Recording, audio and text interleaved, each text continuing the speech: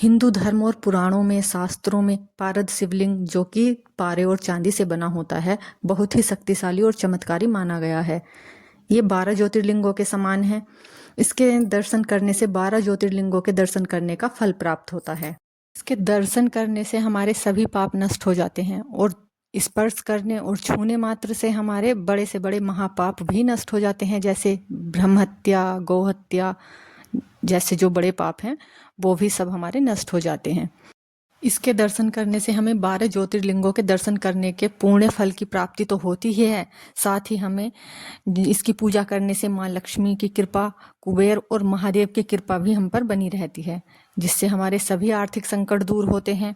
इसके अभिषेक का जो जल हम ग्रहण करते हैं, पूजा करने से सारे शारीरिक और मानसिक रोग हमारे दूर हो जाते हैं। ये अकाल मृत्यु और दुर्घटनाओं के भय से भी हमारी रक्षा करता है और ये बहुत ही चमत्कारी है। पारद शिवलिंग को घर और अपने कार्यस्थल पर स्थापित करने से पॉजिटिविटी का संचार होता है।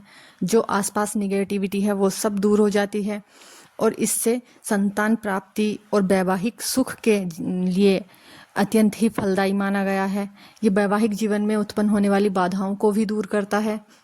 शिवजी के आशीर्वाद से ये पारद शिवलिंग नवग्रहों, विशेषकर राहु, केतु और शनि के जो अशुभ प्रभाव हैं और उसके जो दुष्परिणाम हैं उन्हें शांत करने में सक्षम है।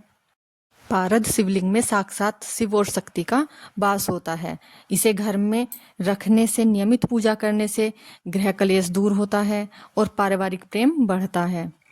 अन्य शिवलिंगों की तरह इसकी प्राण प्रतिष्ठा करने की कोई आवश्यकता नहीं होती है, क्योंकि ये जो पारे के शिवलिंग हैं ये अपने आप में सिद्ध और जागृत माने जाते हैं।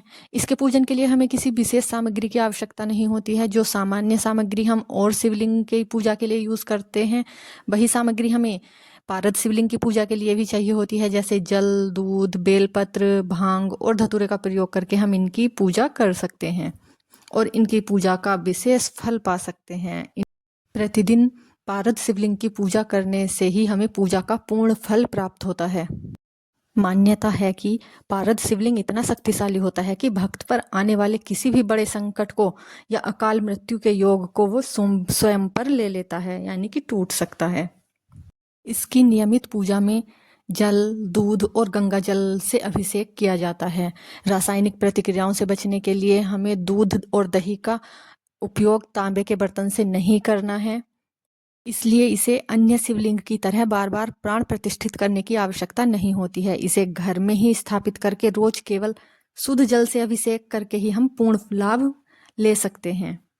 अगर आपको जानकारी अच्छी लगी हो तो कमेंट करें, लाइक करें, शेयर करें और thank you for watching. Her her Mahadev.